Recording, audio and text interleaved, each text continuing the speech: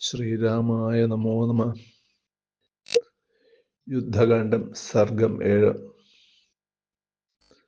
എല്ലാവർക്കും നമസ്കാരം. സീതാരാമഗുണാരാമപുണ്യാരണ്യനിവാസിനോ വന്ദേ ശുദ്ധവിജ്ഞാനൗ കപീശ്വരൗ. അങ്ങനെ രാവണൻ മന്ത്രിമാരെയൊക്കെ വിളിച്ച് മന്ത്രണം ചെയ്യണം എന്ന് ആവശ്യപ്പെട്ട സമയത്ത് അവിടെ സന്നിഹിതരായ മഹാബലവാന്മാരും അങ്ങനെയുള്ള രാക്ഷസ മന്ത്രിമാര് രാവണന്റെ അടുത്ത് തൊഴുകൈയോടെ ഉണർത്തുകയാണ്. ഇത്യുക്തതാ രാക്ഷസേന്ദ്രേണ രാക്ഷസാസ്തേ മഹാബലാഹ ഊജു പ്രാഞ്ജലയഃ. തൊഴുകൈയോടെ സർവേ രാവണം രാക്ഷസേശ്വരം ദ്വിഷൽപക്ഷമവിജ്ഞായ. ശത്രുപക്ഷത്തിന്റെ ബലമൊന്നും അറിയാണ്ടാണ് ഇവരോരോന്നും പ്രലപിക്കുന്നത്. നീതിബാഹ്യാഹം. ഇവർ പറയണതിൽ നീതിയുടെ ഒരു കണിക പോലും ഇല്ല, അങ്ങനത്തെ ആൾക്കാരാണ് ഇവര്. സ്തബുദ്ധയ. സാമാന്യ ബുദ്ധി ഇല്ല, എന്നാൽ രാവണനെ ഇങ്ങനെ പ്രശംസിച്ച് തങ്ങളുടെ കാര്യം നേടണം എന്നുള്ള രീതിയിലാണ് ഇവര് പറയുന്നത്. അവർ പറയാണ്, ഹേ രാജൻ, നമ്മുടെ സൈന്യബലം ധാരാളം ആയുധങ്ങളാൽ സജ്ജമാണ്. അവിടുന്ന് പാതാളത്തിലെത്തി എത്ര നാഗങ്ങളെയാണ് തോൽപ്പിച്ചിട്ടുള്ളത്, എന്നിട്ടാണ് ഇപ്പോൾ ഇവിടെ വിഷമിക്കേണ്ടത് എന്നാണ് ചോദിക്കുന്നത്.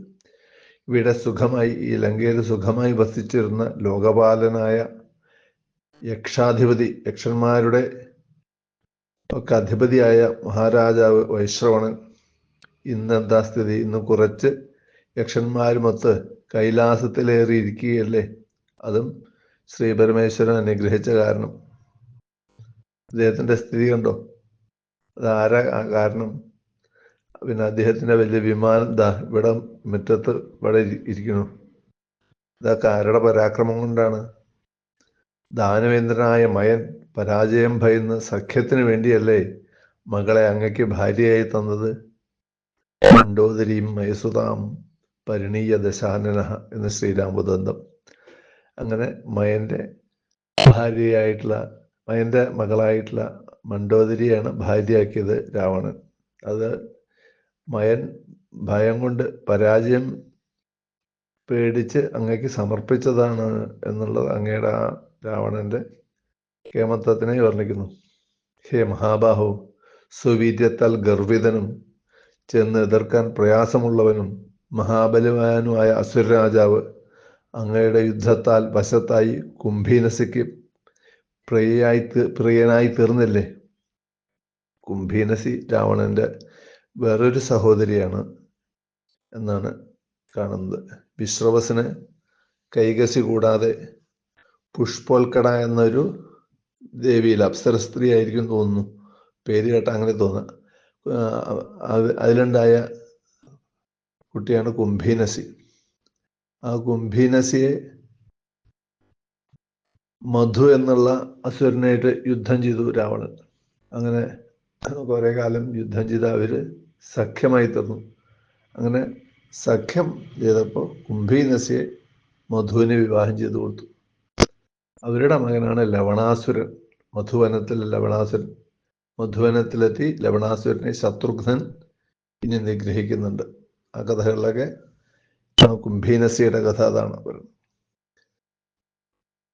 പാതാളത്തിലെത്തി അങ്ങ് വാസുകി, തക്ഷകൻ, ശംഖൻ, ജഡി മുതലായ പന്നകേശ്വരന്മാരെയൊക്കെ തോൽപ്പിച്ചില്ലേ. പിന്നെ ദാനവന്മാരെ വന്നു. വരം നേടിയ പല ദാനവന്മാരും ഒരു കൊല്ലത്തോളം യുദ്ധം നടത്തി അങ്ങയുടെ സ്വാധീനത്തിലായി എന്ന് മാത്രമല്ല, അവരുടെ മായാവിദ്യകളൊക്കെ അങ്ങയ്ക്ക് സമർപ്പിച്ചതാണല്ലോ. ഇനി വരുണലോകത്തെത്തിയ കഥ. വരുണപുത്രന്മാരും അങ്ങയോട് അടിയറവ് പറഞ്ഞില്ലേ. പിന്നെ യമലോകത്തെ യുദ്ധം അതൊന്ന് കാണേണ്ടത് തന്നെയായിരുന്നു. കാലസൈന്യം കടൽ പോലെയായിരുന്നു.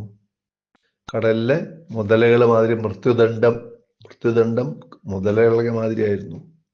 ധാരാളം ഇലവു മരങ്ങള് യമലോകത്ത് പ്രശോഭിച്ചിരുന്നു. കാലപാശമാകുന്ന തിരയിളക്കം, കടലിലെ തിരയിളക്കം മാതിരി കാലപാശം അവിടെ എവിടെയൊക്കെ കാണാം. യമകിങ്കരന്മാരാകുന്ന സർപ്പസംഘാവൃതം ആയിരുന്നു ആ കടല്. മഹാജ്വരം കൊണ്ട് അടുക്കാൻ പ്രയാസമുള്ള ആ കടലിലും അങ്ങ് ഇറങ്ങിച്ചെന്ന് യമനെയും വെന്നില്ലേ.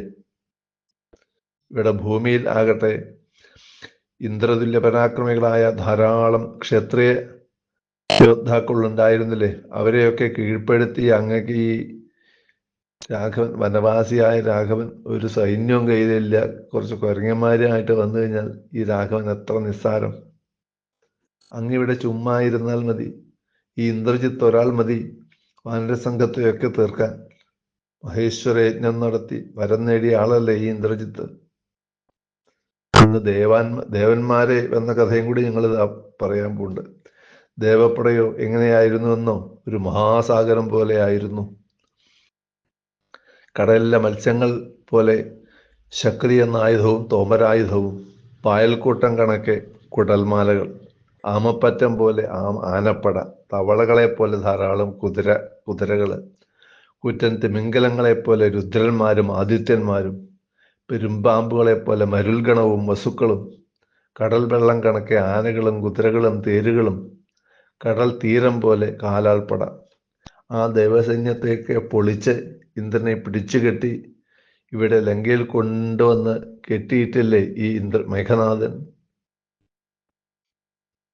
ഇന്ദ്രൻ യുദ്ധത്തില് രാവണനെ പിടിച്ചു കെട്ടിയത്രേ. അപ്പൊ അതിന് തിരിച്ച് മേഘനാഥൻ അതിപരാക്രമമായിട്ട് യുദ്ധം ചെയ്ത് അച്ഛനെ വെടിയിച്ചു എന്ന് മാത്രമല്ല, അതേ രീതിയിൽ രാവണനെ കൊണ്ട് ഇന്ദ്രനെ പിടിച്ച് കെട്ടിച്ച് ഇവിടെ കൊണ്ടുവന്ന് കാരാഗ്രഹത്തിൽ ഇടാനുള്ള പദ്ധതിയായിരുന്നു. ആ സമയത്ത് ബ്രഹ്മാവ് എന്ന് പറഞ്ഞതുകൊണ്ടല്ലേ ഇന്ദ്രനെ വിട്ടയച്ചത്. അതിനാൽ അങ്ങിപ്പോൾ ഇന്ദ്രജിത്തിനെ ഒന്ന് പറഞ്ഞയച്ചാൽ മാത്രം മതി, രാമനടക്കം സകല കപികുലത്തെയും നശിപ്പിച്ച് അദ്ദേഹം തിരിച്ചെത്തും. അല്ലയോ മഹാരാജൻ, കേവലം പ്രാകൃതരായവരിൽ നിന്ന് വന്ന ഈ ഭയം മനസ്സിൽ വച്ചേക്കല്ലേ. അങ്ങ് എന്തായാലും രാഘവനെ കൊല്ലുക തന്നെ ചെയ്യും എന്ന് പറഞ്ഞിട്ട് ഇതൊക്കെ കൂടി രാവണനെ അങ്ങനെ മുച്ച പിടിപ്പിക്കുന്നതാണ് ഈ സർഗം. ഹത്വാ യുദ്ധേ ദശാസ്യം ത്രിഭുവന വിഷമം വാമഹസ്തേന ചാപം ഭൂമാവഷ്ടഭ്യതിഷ്ഠൻ ഇതരകരധൃതം ഭ്രാമയൻ ബാണം ഏകം ആരക്രോപാന്തനേത്ര ശരദളിത വപുഃ കോടി സൂര്യപ്രകാശ വീരശ്രീ ബന്ധുരാംഗ ത്രിദശപതിനുത പാതുമാം വീരരാമ.